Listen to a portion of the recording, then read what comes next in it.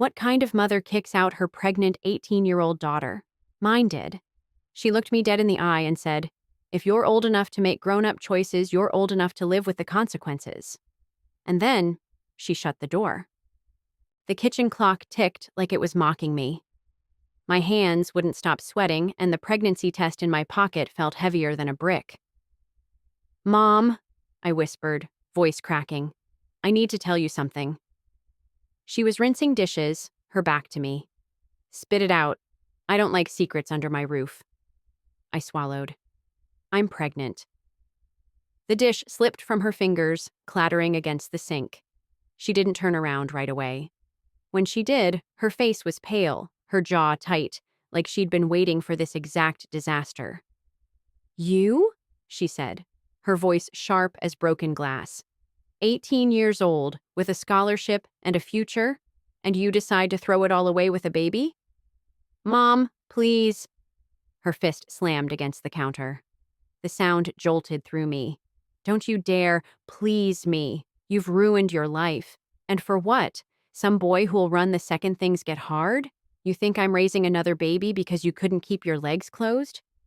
Tears burned my eyes. "I'm not asking you to raise it. I just need a little help, just until I get on my feet." She shook her head, furious. "Help? I gave you 18 years of help. Food, clothes, a roof. And this is how you repay me? You want to play house? Then go play it somewhere else." The words sliced through me. "Mom, are you kicking me out?" Her eyes didn't soften. "Pack your things.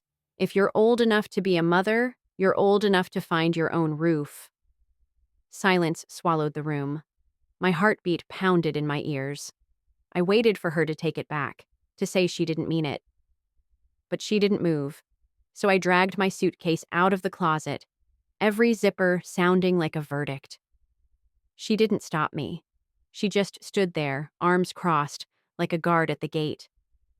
When I opened the door, the night air hit me, cold and sharp. I hesitated, praying for her to say stay. But her silence was louder than any words. The door slammed behind me. That sound, it was final. I walked down the driveway, suitcase wheels rattling against the concrete. I told myself not to look back, but I did, just once. The curtains didn't move. I loaded the suitcase into Dylan's car, slid into the driver's seat, and pressed my forehead against the steering wheel. My chest felt hollow, like she'd ripped out the part of me that believed home was forever. And yet, something tugged at the back of my mind. A shadow I couldn't name. I brushed it off, blaming nerves, fear, exhaustion. I didn't know it then, but I wasn't as alone as I thought. The Honda smelled like stale fries and old sweatshirts. It wasn't a home, not really, but it was all I had now. I pulled the good blanket Mom had bought me last Christmas tight around my shoulders and tried to convince myself I was warm. The dashboard clock glowed 11:42. My phone battery was at 19%. And every time I closed my eyes, I saw her face. Stone cold, eyes like steel. "Pack your things? If you're old enough to be a mother, you're old enough to find your own roof." I thought I'd feel free, independent, like I was finally proving I could handle my own choices. But instead, it felt like drowning in silence. "Babe, relax," Dylan said from the driver's seat. He was scrolling on his phone, earbuds in one ear. "It's just for a couple nights. My cousin said we can probably crash at his place soon." "Probably?" I asked, my voice trembling. "Dylan, I'm pregnant. Probably isn't enough. I need certainty." He sighed, tossing his phone aside. "God, you're so dramatic lately. Everything is a crisis with you. It's a couple of nights in the car, not the end of the world." I stared at him, words jamming in my throat. He didn't feel the cold settling into my bones. He didn't feel the constant twisting in my stomach that reminded me of the little life growing inside me.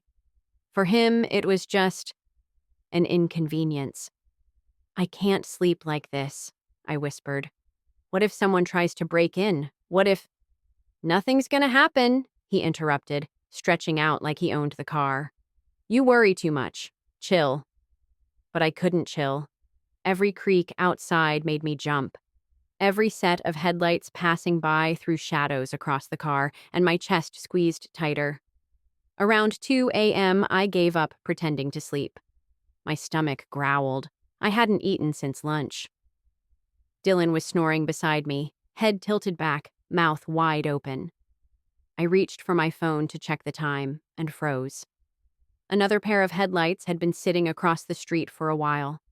Not moving, not pulling away. Just there. I told myself it was nothing. Maybe someone waiting for a friend or sleeping off a long shift. Still, unease prickled my skin. I tugged the blanket higher and tried to ignore it. By morning, my neck ached from sleeping upright. My reflection in the rearview mirror looked like someone else. Pale, hollow-eyed, lips dry. I touched my stomach softly. It's okay, I whispered to the baby. It's us, against everything. Dylan stirred, yawning. Man, my back is killing me. We can't do another night like this. Relief flickered in my chest. Maybe he finally understood. So what now? I asked. He shrugged. I'll figure something out. Then his phone buzzed. He glanced at the screen, smirked, and turned it over before I could see. Who's that? I asked. No one, he said quickly. Don't start. Something in my chest sank. I wanted to push, but I didn't. Not yet. Would you trust Dylan if you were her? Yes or no in the comments. The day crawled by in fragments. Cheap drive-through meals, parking lots, gas station bathrooms. Dylan kept saying he was working on it, but I noticed the way his thumbs flew across his phone, grinning at messages that weren't mine. By sunset, we were back in the Honda. Same blanket, same silence, same fear pressing down on me like a weight. Only one thing was different. Those same headlights were there, across the street, watching. I tried to tell myself it didn't matter, but deep down, something told me it did. By the third day, the Honda didn't smell like food anymore. It smelled like defeat. I pressed my forehead against the cold glass of the passenger window. My body ached, my stomach growled, and the weight of the baby inside me felt heavier with each passing hour. Dylan drummed his fingers on the steering wheel. He hadn't said much since last night. When his phone buzzed, he reached for it so fast I noticed. I always noticed. Who's texting you so much? I asked. He smirked without looking up. Just friends. Which ones? God, why are you so paranoid? You're making me crazy. Because we're homeless, Dylan. Because I'm pregnant. Because we're supposed to be in this together and you're acting like... Like what? He snapped, tossing his phone in the cup holder. Like I didn't sign up for this? Because I didn't, okay? I didn't ask for a baby right now. The words stabbed deeper than I expected. My throat tightened. Neither did I whispered. But he didn't hear me. He'd already leaned back, arms crossed, eyes shut like he was the victim. I couldn't take another night like this. So I grabbed my bag and stepped out of the car. Where are you going? He called. To find help, I said. Desperation, number 1. The best friend.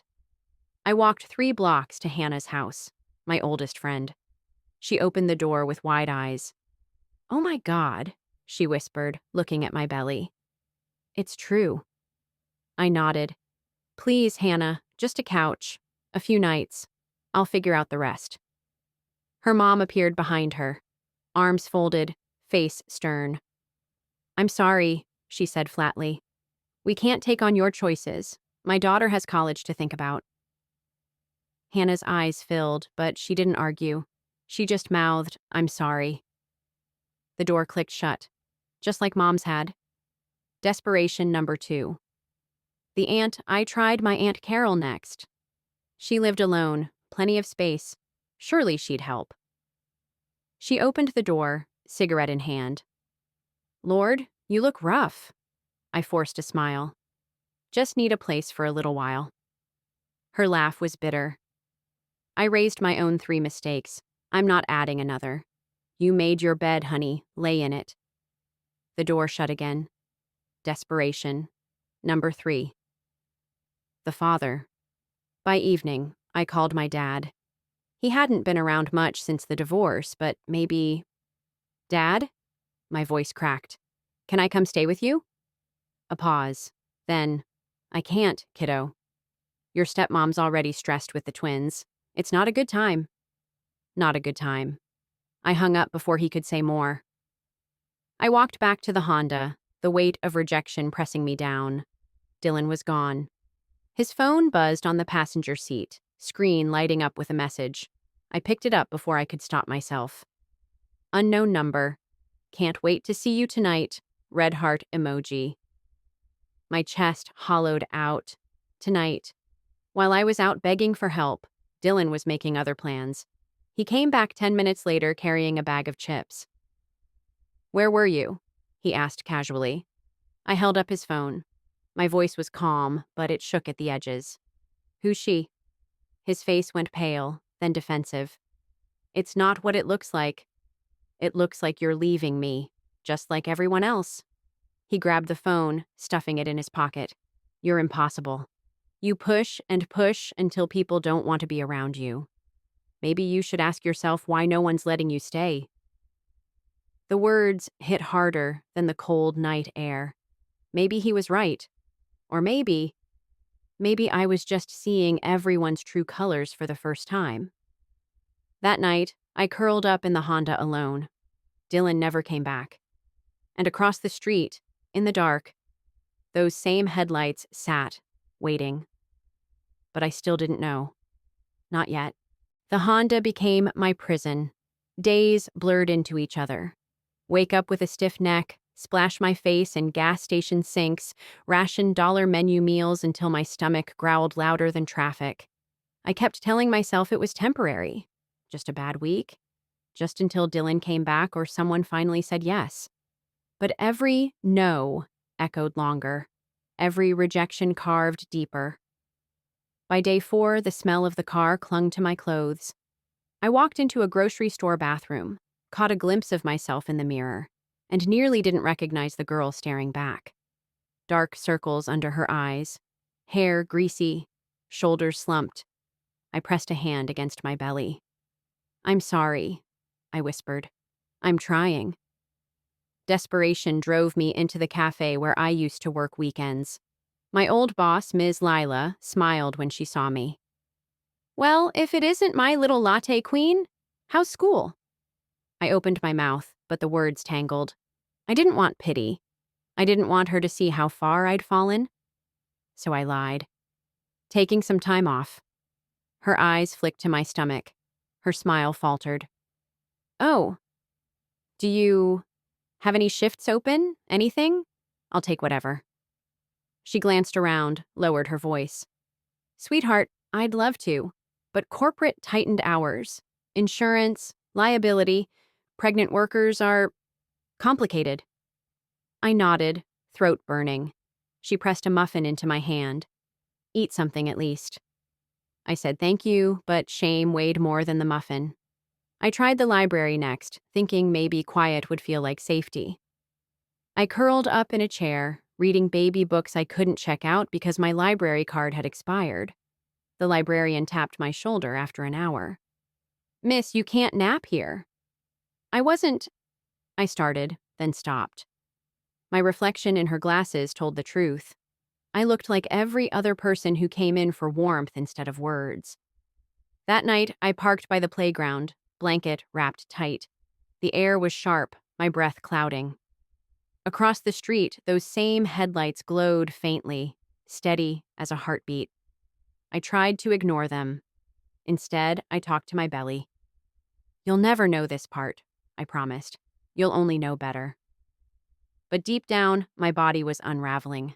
My chest felt tight. My head swam when I stood too fast. Hunger gnawed harder.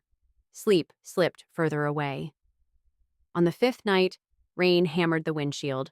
I curled up under the blanket, shivering, stomach twisting with cramps. My phone buzzed and my heart leapt. Maybe Dylan. Maybe Mom. Maybe someone finally saying, "Come home." It was Dylan. "Dylan, I need space. Don't call me." Tears blurred my vision. I shoved the phone aside and curled tighter. My chest squeezed, breath shallow. The last thing I saw before my eyes shut was the glow of those headlights across the street, still there, still watching. The rain hadn't stopped in 2 days. The Honda felt like a damp cave, the blanket heavy with mildew. My body ached with exhaustion, hunger, and something deeper, the kind of weariness that settles in your bones and whispers you can't keep going. By now, I was running on fumes. I'd eaten nothing but a stale muffin and a pack of crackers in the last 48 hours. Every time I stood up, the world tilted sideways. I pressed a hand to my belly. "Hold on," I whispered. "Please, just hold on." I was sitting outside the laundromat, trying to stay dry under the awning, when a woman walked by with a basket of clothes. She paused, taking me in, my soaked hoodie, swollen eyes, and the way I was cradling my stomach like it was the only thing left in the world. "You okay, sweetheart?" she asked gently. I wanted to say yes, to smile, to lie, to pretend. But the truth slipped out instead. "I don't have anywhere to go." Her eyes softened. She set the basket down and dug into her purse. "There's a shelter 2 miles up on Maple Avenue. They take women, especially moms-to-be. They'll help you. Beds, food, everything." My throat closed up. "Thank you." She scribbled the address on a receipt and pressed it into my palm. "Don't give up yet." For the first time in days, I felt it. Hope.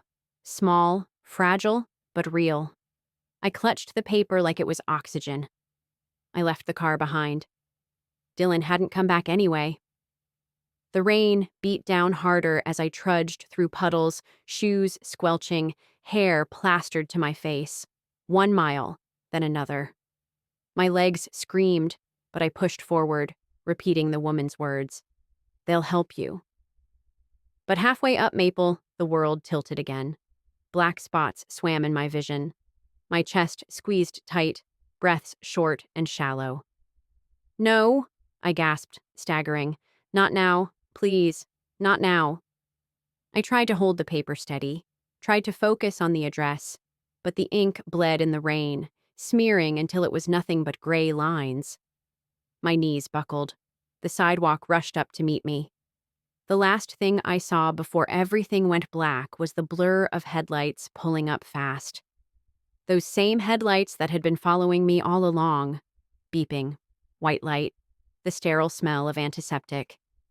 I blinked awake in a hospital bed, IV taped to my arm.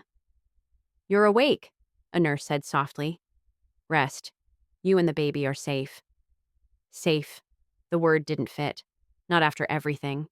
Then I saw her, sitting in the corner of the room, arms folded, eyes rimmed with exhaustion. My mother.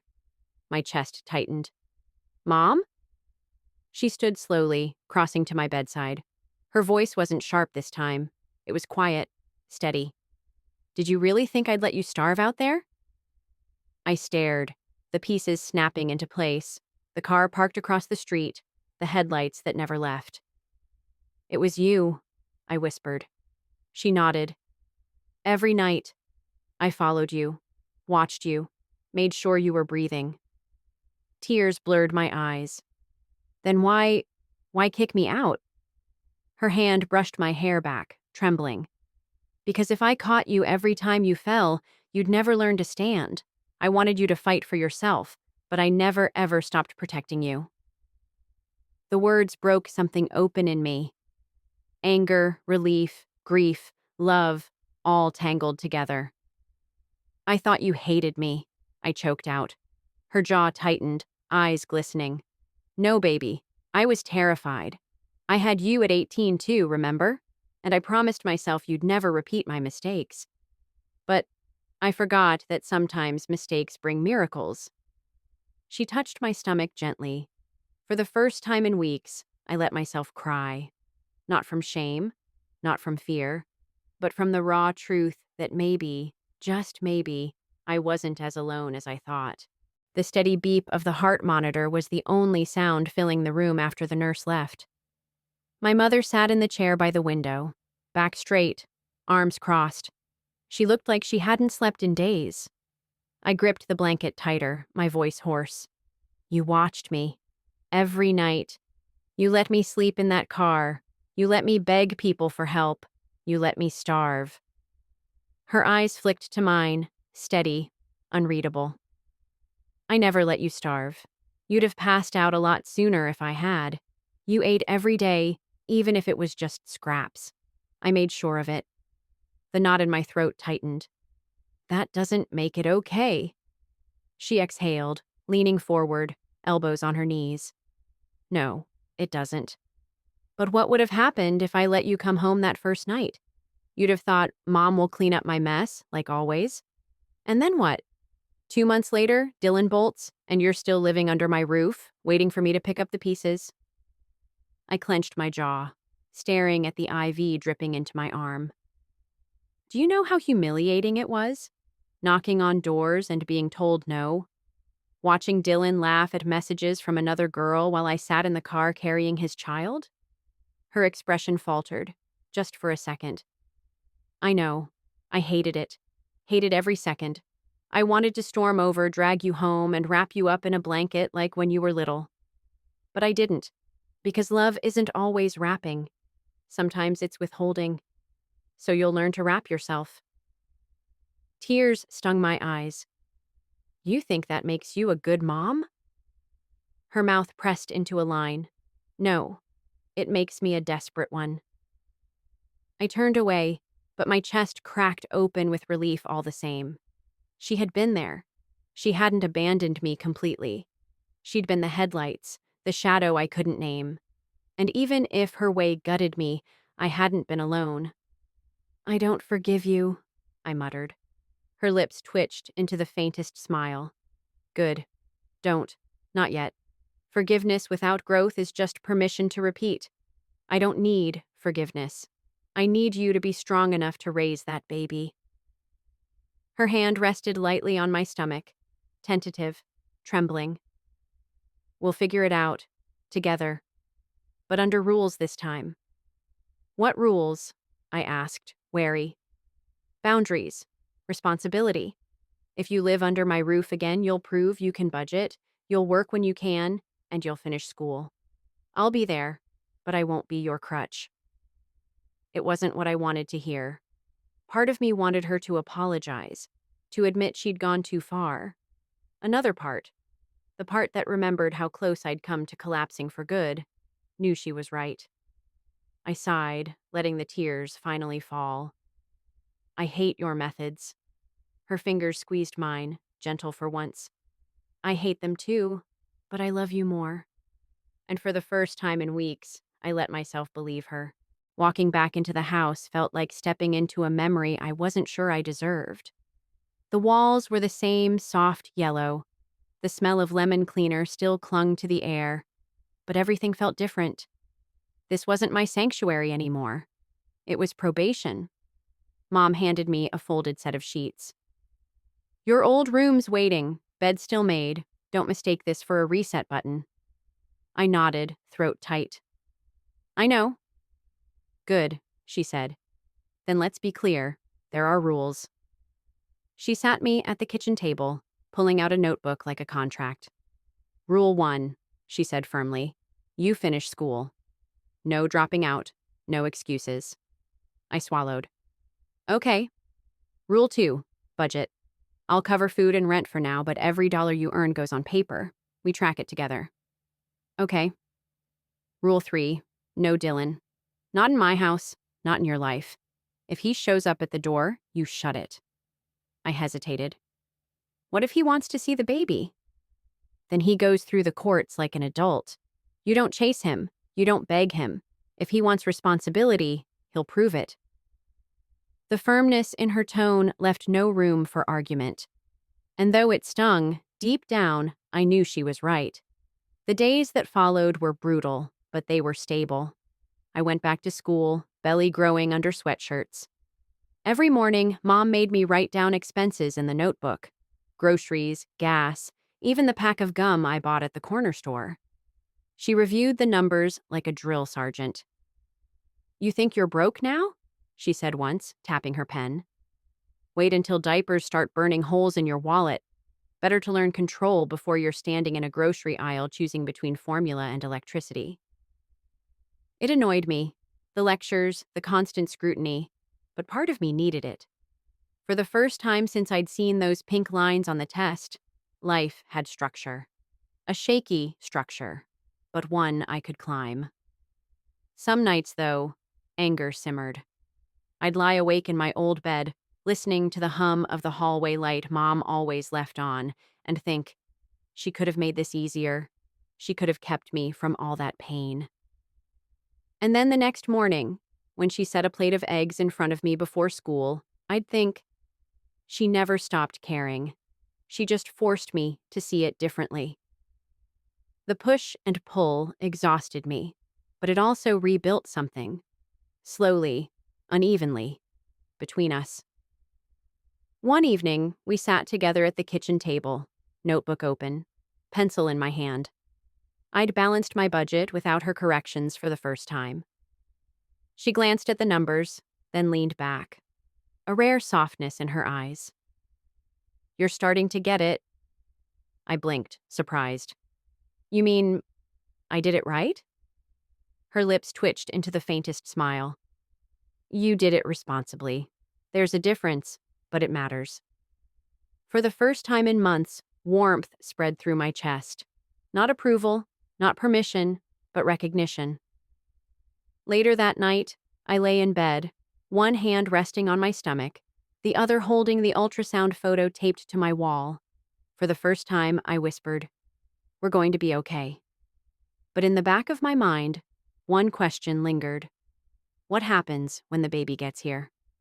Because rules and notebooks were one thing, sleepless nights and bottles were another, and I wasn't sure either of us, me or Mom, was ready for that part. By the 7th month, the weight of pregnancy was no longer something I could hide. My stomach pressed against every shirt, my back ached, and I waddled more than I walked. Mom had me on a routine: school, doctor's visits, budget meetings at the kitchen table. It was exhausting, but at least it was structure, stability. That was when Dylan came back. It was a Tuesday evening. Mom was chopping onions for dinner when a knock rattled the front door. I shuffled over, expecting a neighbor or a delivery, but when I opened it, my stomach dropped harder than the baby kicking inside me. Dylan. He looked the same: messy hair, smug grin, cheap cologne. But his eyes flicked immediately to my belly, and for the first time, I saw something new: calculation. "Hey, baby," he said smoothly. "Miss me?" I froze, anger bubbling. "What are you doing here?" "Relax." He leaned against the doorframe like he owned it. I've been thinking. About us. About the baby. I want to step up." Before I could respond, Mom appeared behind me, wiping her hands on a dish towel. Her voice cut like a blade. "Step away from my door, Dylan." He smirked at her. "Mrs. Johnson, always a pleasure. Look, I get it. You hate me. But she deserves the father of her child around, don't you think?" Mom's eyes didn't blink. "What I think is that you left her pregnant in a car while you texted other girls. What I think is that you've had months to step up and didn't. And what I know is that my daughter doesn't need another mouth making promises he won't keep." Dylan scoffed. "So you're just gonna cut me out? That's not how this works. That's my kid, too." My chest tightened. For a moment, fear rushed in. Maybe he was right. Maybe I couldn't stop him. But Mom's hand landed firmly on my shoulder. "If you want rights, Dylan, you go through the courts. Until then, stay away. She doesn't need a father who shows up at his convenience. She needs stability, and that's something you've never given." He turned to me, eyes softening in a practiced way. "Come on, babe. You know I love you. We can do this together." I stared at him, torn between old feelings and new strength. The words clawed their way up my throat before I could swallow them. You don't get to say we anymore, I said quietly. You had your chance. You left. For once, Dylan didn't have a comeback. His smirk faltered. Mom stepped forward, blocking me from the doorway.